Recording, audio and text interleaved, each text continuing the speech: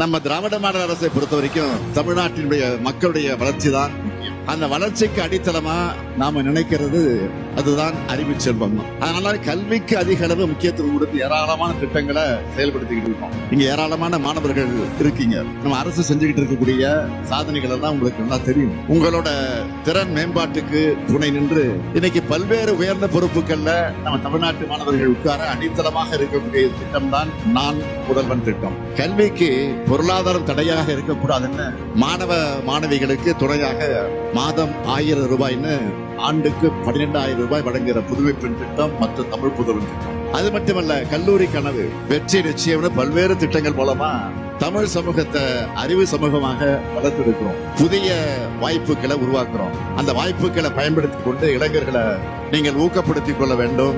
எப்பவும் இளைஞர்களுக்கு துணையாக இருக்கும். எல்லாருக்கும் எல்லாம் என்பதுதான் நம்முடைய மோட்டோ. இதுதான் திராவிட மாடல்.